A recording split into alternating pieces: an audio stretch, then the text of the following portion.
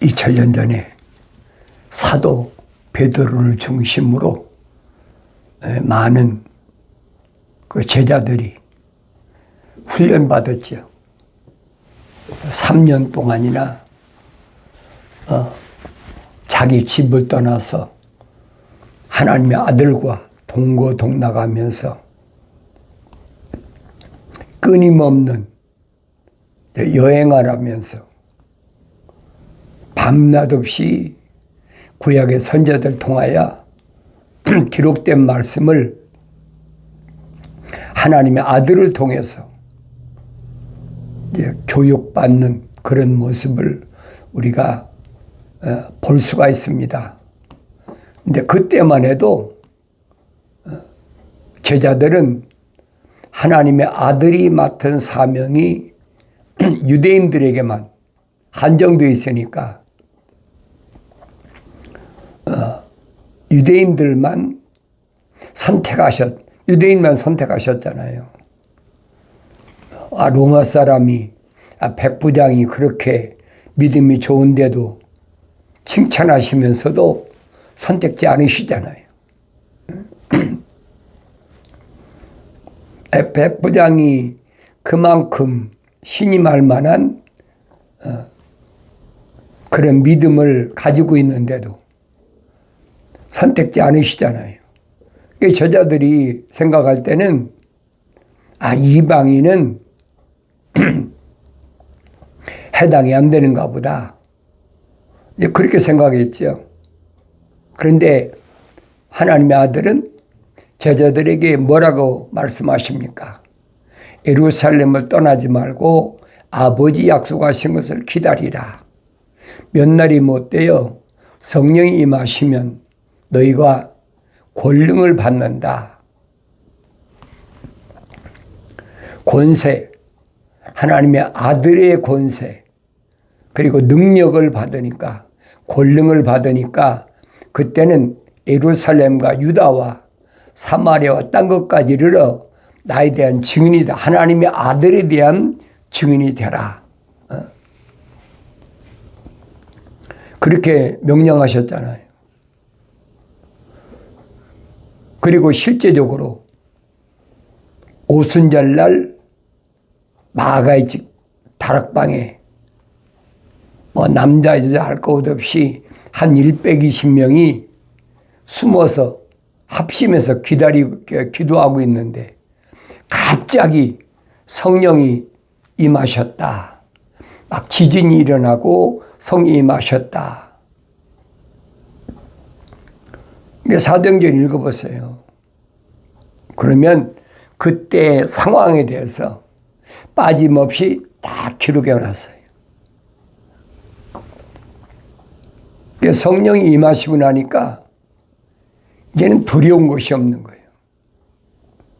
그전만 해도 두려워서 문을 잠궈놓고 그렇게 숨어서 그러던 사람들이 다 담대했잖아요. 얼마나 담대해진 모습인가는 사도행전 읽어보면 너무나 잘 알잖아요. 제9시에 기도 시간에 성전에 가서 안진방위를 치료했다. 얼마나 담대한 겁니까? 성령 받기 전에 베드로의 모습을 보세요. 얼마나 두려워했나.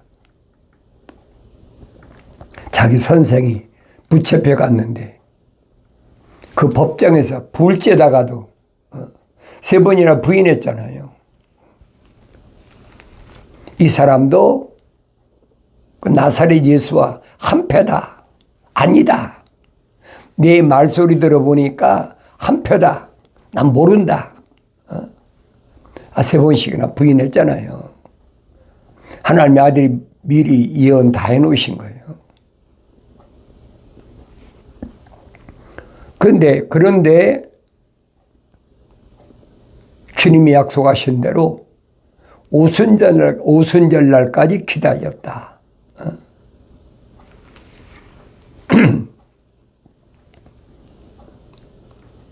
오순절 날이 얼마 안 남았다는 거지. 그때 주님은 승천하셨으니까. 무서워 벌벌 떨고 있는데 성령이 임하셨다. 그러니까 얼마나 담대해졌나 보세요. 이제는 숨어 기다리는 것이 아니라 성전에 찾아가잖아요. 잡아가려면 잡아가라는 거예요. 그게 성령 받은 사람과 성령 받기 전의 사람들과의 모습을 내가 비교해 본단 말이에요. 성령 받기 전에는 무서워서 그렇게 자기들끼리 숨어서 그러다가 성령 받고 나니까 얼마나 달라졌나 보라고요. 그러니까 생명책에 이름이 기록됐어도 성령 받기 전에 사도들의 모습과 성령 받은 후에 사도들의 모습이, 제자들의 모습이 얼마나 다른가 보란 얘기예요. 당당하잖아요. 그게 감당이 안 되는 거예요. 하나님의 아들을 눈에 가시같이 생각해가지고 십자가 못 박아 죽이면 그걸로 끝날 줄 알았는데 이제는 120명이 성령 받아가지고 예루살렘 그 좁은 데를 발칵 뒤집어 놔버리잖아요. 그러니까 핍박이 얼마나 심했겠어요. 치면 뭐 감당이 안 됐지요. 그러니까 하나님의 아들 한 사람 있을 때부터 핍박이 얼마나 심해졌는지. 그 이후로 똑같아요. 그때만 해도 베드로는 어떻게 생각했느냐. 유대인들에게만 하나님의 거룩한 성령이 임하시는 줄로 그렇게 깨달았어요. 왜냐하면 그 제자들이 120명이 다 유대인들이거든요. 남녀 할 것 없이 이방인이 껴있는 게 아니거든요. 다 유대인들에게만 성령 임하시는 줄 알았어요. 그래서 120명이 예루살렘에서 사람들이 모여드니까 막 귀신도 나가고 병자도 고치고 막 그러니까 성령의 역사가 예루살렘에서 시작된 거죠. 하나님의 아들이 예언한 그대로 이루어지는 거예요.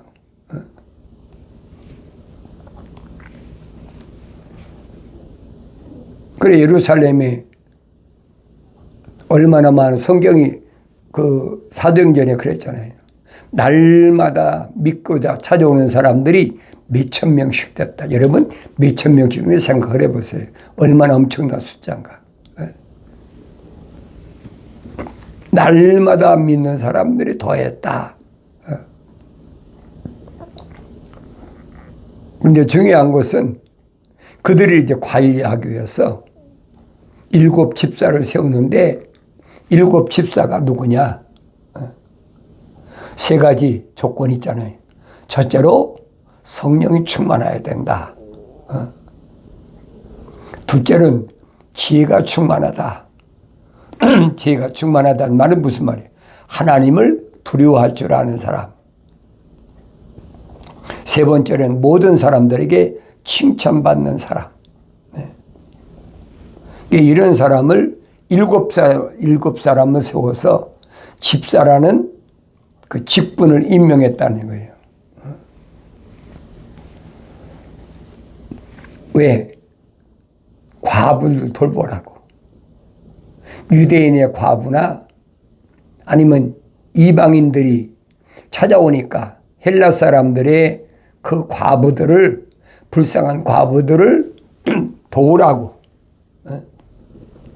관리하라고. 사람이 많으니까.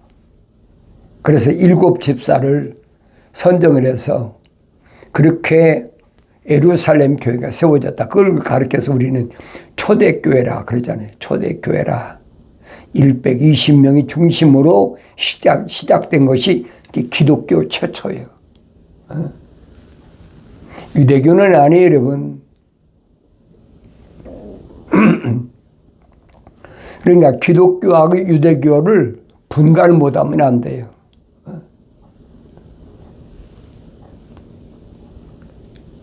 유대교는 유대인들이 쉽게 말하면 생명책에 그 이름이 기록이 안 된 사람들이, 주님께 선택받지 못한 사람들이, 하나님의 아들 십자가에 못 박아 죽이는 이런 앞장섰던 사람들이 중심이 된 게 그 유대교예요.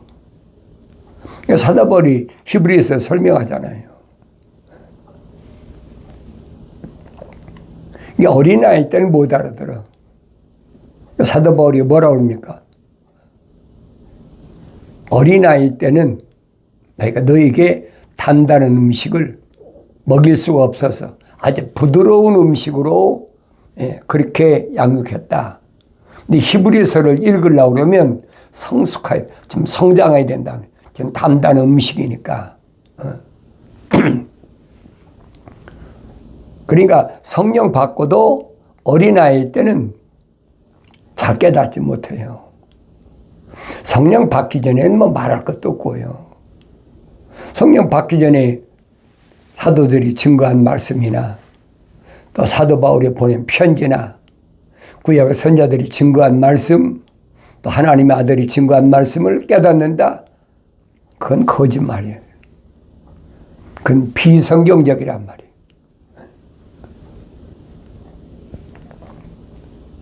여러분들이 말씀을 듣고 이것이 기독교인지 아닌지 여러분들이 분간해야 돼요.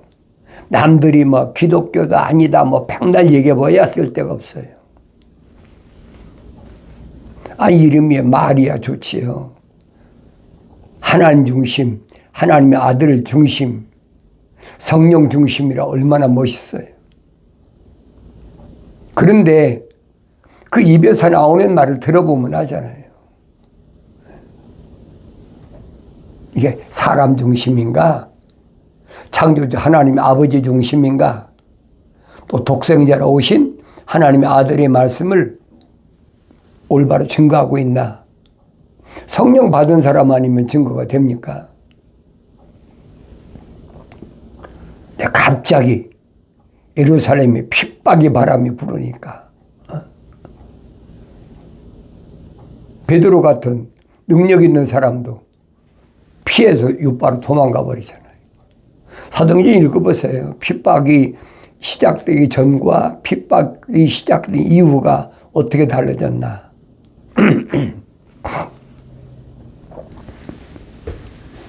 핍박의 바람이 불으니까 뿔뿔이 다 흩어지잖아요. 그러니까 북쪽으로는 뭐 레바논, 시리아 뭐 이런 쪽으로 다 흩어져 버리잖아요. 아시아 일대로 지금 트루키에란 거죠. 그뿐입니까? 하루아침에 하루 이틀이 아니잖아요. 몇십 년 동안이니까 에게의 건너편에 마게도니아까지 다 도망가잖아요. 왜? 유대인들이 회당에 다 있으니까. 아름아름해서 그 뭐 한국 사람이 미국으로 이민 오듯이 똑같은 거예요. 그게 하루아침이 된 게 아니잖아요. 그러니까 하나님 말씀을 올바로 내가 성령 받고 읽어보면 그때 베드로가 생각하기는, 왜냐하면 자기 선생인 하나님의 아들한테 훈련받기는 유대인들 중심으로 훈련받았으니까, 이방인들은 아무리 믿음이 좋아도 선택지 않으셨으니까.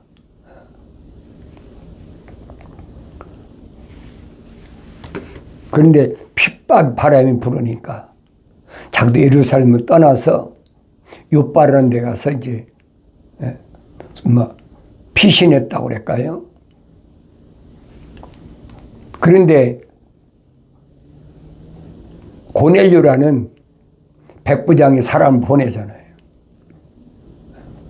그래도 그때까지만 해도 베드로는 이방인들에 대해서는 관심이 없었어요. 3년 동안이나 자기 선생하고 같이 있을 때 보면 주로 대상이 유대인이지 이방인 대상이 아니거든요. 근데 환상 중에 하늘에서부터 네 모퉁이 하나의 그 성경이 보자기에 내려왔다. 그러니까 거기에 보니까 계명 율법에는 먹지 말아야 각종 짐승들 불길한 것들이 가득 하늘에서 내려오니까 그걸 잡아먹으라고 그러니까 잡아먹겠습니까? 나 그 불길해서 못 먹습니다. 난 유대인입니다. 먹지 않겠습니다. 그때 3번이나 내려왔다. 사도행전이 기록됐잖아요. 뭐라고 해야 합니까? 하나님이 깨끗하다고 해 놓으셨는데 네가 왜 불결하다고 하느냐. 이 계명과는 전혀 다르잖아요. 율법과는 전혀 다르단 말이에요. 모세 때 받았던 계명이나 율법과는 전혀 다르잖아요. 불결한 짐승을 잡아먹어라. 하나님이 깨끗하게 하셨다는데 내가 피조물이 어떻게 네가 불결하다고 말할 수 있느냐. 그리고 올라갔는데 자기를 데리러 온 세 사람이 밖에 있었다. 사도행전이 기록하고 있잖아요. 누가 보내? 고넬료라는 사람 보냈다. 그러면서 그 사람들이 뭐랍니까? 백부장 고넬료는 아주 하나님을 두려워할 줄 아는 신실한 사람이다. 그러니까 유대인들을 굉장히 많이 도우면서 불쌍한 사람 구제를 많이 하는 사람이다. 성령께서 머뭇거리지 마 따라가라. 그래서 최초로 이 베드로가 이방인 고넬료를 만나는 모습이 사도행전에 기록됐잖아요. 이런 말씀은 창세기 12장에서 아브라함에게 하나님께서 왜 부르셨는지, 창세기 15장에서 하나님 천사를 통해서 너로 인하여 천하 만민이 복을 받으리라. 이런 말씀들이 이루어지는 사건을 목격해야 된단 말이에요. 아브라함 때부터 하나님의 아들이 오실 때까지 2000년이잖아요. 2000년 전에 믿음의 조상인 아브라함에게 환상으로 나타나셔서 또 천사를 통해서 약속하셨던 그 약속이 2000년 후에 사도들을 통해서 증거되는 모습을 목격할 수 있단 말이에요. 하나님께서 깨끗하다고 하는데 내가 왜 부정하다고 더럽다고 하느냐. 그러니까 베드로도 깜짝 놀라고 동행한 사람이 깜짝 놀랐잖아요. 말씀을 듣는 사람들에게 성령이 임했다. 놀랄 수밖에 더 있습니까? 성령은 자기들만 받는 건 줄 알았는데 이방인들이 성령 받았다. 그들이 말씀을 들을 때 방언하고 그들이 소위 말해 회개하고 성령만 받는 모습을 목격했잖아요. 그러니까 베드로가 보낸 편지에서 그렇게 설명하잖아요. 예수 그리스도의 사도 베드로는 폰토, 갈라디아, 갑바도기아, 아시아와 비두니아에 흩어져 있는 타국인들 그랬어요. 타국인들이 누구예요? 누가 타국이냔 말이에요. 유대인이 아닌 이런 사람들 타국인입니까? 육신적으로 보면 다 타국인이죠. 본토나 갈라디아나 갑바도기아나 아시아와 비두니아에 흩어져 있는 타국인들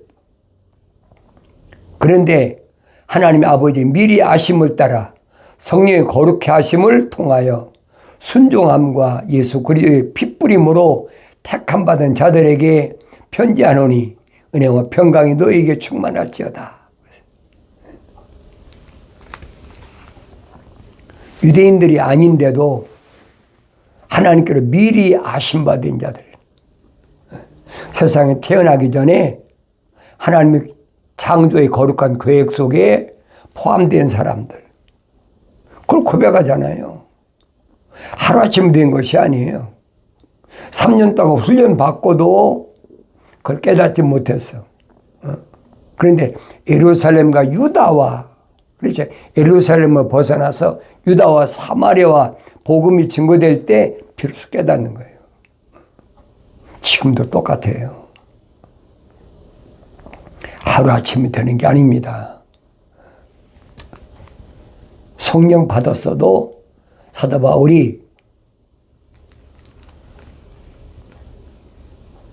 길리기아 다소에서 14년 동안 말씀을 먹고 되새김질하기 전에 시리아 다마스커스에서 3년 동안을 훈련받았잖아요. 쉽게 말하면 어린아이 때 젖을 먹고 장사하고 똑같아.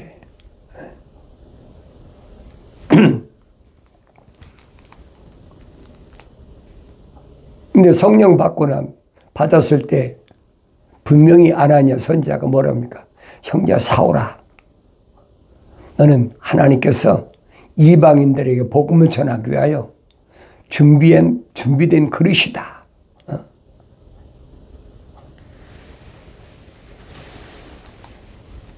그런데 사도 바울만 그렇습니까? 아니잖아요.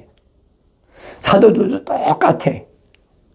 예루살렘 성령 받으면 유다, 사마리아와 땅끝까지 하나님의 아들 예수 그리스도의 증인이 된다는 얘기예요. 오늘날도 마찬가지예요. 오늘날도 성령 받았으면 어떤 언어나 민족이나 족속이나 백성에 속했든 증거되는 것은 하나님의 아들밖에 없어요. 왜 그렇습니까? 하나님의 아들이 선택한 제자들이 생명책의 이름이 기록된 사람들 뿐이에요. 그러니까 그들에 의해서 계속 전파되는 거 뭐냐?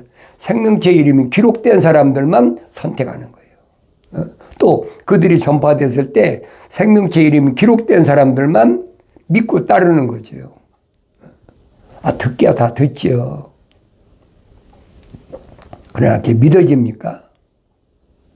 믿어진다면 성경이 거짓말이죠. 안 믿어지는 게 정상이에요. 생명책에 그 이름이 기록이 안 된 사람은 안 믿어지는 게 정상이란 말이에요. 근데 하늘 아래 종교는 내가 원하면, 내가 성령 받기 원하면, 내가 생명책에 내 이름 기록되길 원하면, 내 안에 생명이 들어오길 원하면 마치 피조물이 할 수 있는 것처럼. 그게 뭐냐? 루시퍼란 말이에요. 루시퍼가 하나님 동산에서 뭐라고 했습니까? 내가 뭇별 위에 올라서서 하나님처럼 돼보겠다. 창조자 하나님처럼 되겠다는 거예요. 그게 루시퍼의 사상, 뱀의 사상이란 말이에요. 창조주 하나님만이 하실 수 있는 유일한 일을 흉내낸다. 그러니까 계명에 하나님을 사랑하는 첫 번째 계명이 뭐라고 그랬습니까? 하나님 창조하신 형상 만들지 말라는 거예요. 하늘 위의 새나 땅 위의 짐승이나 땅 위에 기어다니는 곤충이나 물속에 있는 물고기나 형상 만들지 말라는 거예요. 그게 왜 죄가 되는지를 그걸 아셔야지요. 그 창조주 하나님의 흉내를 낸다는 거예요. 피조물이 다스리라고 그랬지 그거 만들려고 한 게 아니거든요. 근데 루시퍼는 내가 뭇별들이 올라서 하나님처럼 돼보겠다. 오늘날 과학이 발달하니까 그런 짓 얼마나 많이 합니까? 수천 년 동안 보라고요. 아세라 또 뭐 나무로 그런 사람 형상 만들잖아요. 우리나라도 보면은 뭐 나무로다가 이렇게 만들어 놓잖아요.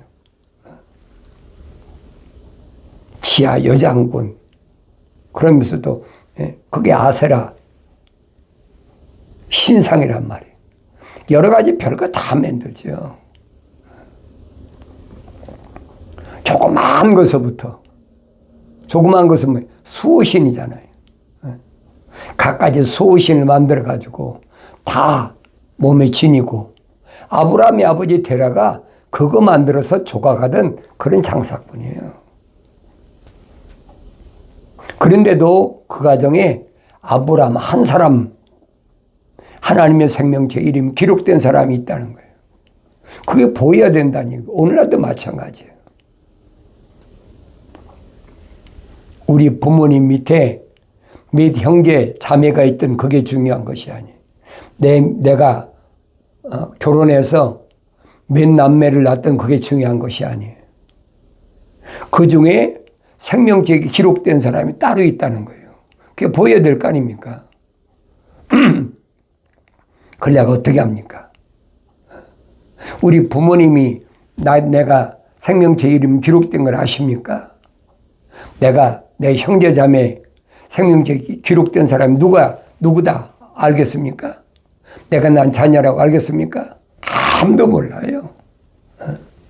다만 구별법을 하나님의 아들이 2000년 전에 선포하시잖아요. 하나님께로 나온 사람은 하나님의 말씀들을 듣느니라. 하나님 말씀들이 뭐 약속과 명령이란 말이에요. 아무나 듣는 것 같아도 아무나 듣는 게 아니에요. 나는 하나님의 약속만 믿고 하나님 명령에 순종하는 사람인가? 내가 보여야 될 거 아닙니까? 그게 핵심이야. 나를 육신으로 낳아준 내 부모가 또 나와 같이 세상에 태어난 내 형제 자매가 내가 세상에 나와서 결혼해서 난 자녀가 생명체 이름이 기록됐냐 안 됐느냐 그건 내가 책임질 일도 아니고 내가 알 수도 없는 거예요. 하나님의 아들이 말씀하시잖아요. 하나님께로부터 나온 사람은 그랬잖아요. 하나님께도 뭐가 나왔어요? 생명흡이 나왔잖아요. 흙으로 빚으시고 콧구멍에다가 하나님의 생명을 후 불어넣으셨죠. 그게 하나님께 나온 거죠. 거룩한 생명호흡이 들어갔다는 얘기예요. 그 사람만 생명체 기록한 거예요. 그 사람들은 하나님의 말씀들을 듣느니라. 우리가 어떻게 알아요? 모르지요. 그 구별법을 하나님의 아들이 선포하신 거예요. 그 말씀 변할 수가 없어요. 그러니까 나하고 육체적인 어떤 그 혈통적인 관계가 없더라도 하나님의 약속만 믿고 명령에 순종하는 사람이다. 그럼 형제 자매지요. 이런 말씀은 내가 성경을 올바로 성령 받고 읽어야 알지 그 전에는 알지 못하는 거예요. 주님이 하신 말씀 누가 내 형제고 자매고 모친이냐 그 말씀이 올바로 깨달아질 때 내가 생명체의 이름이 기록됐고 또 갓난 아기들로서 순수한 말씀의 젖을 먹고 성장했던 증거라는 사실을 기억하시고 하나님의 말씀을 올바로 깨닫는 복된 은혜가 있어지길 바랍니다.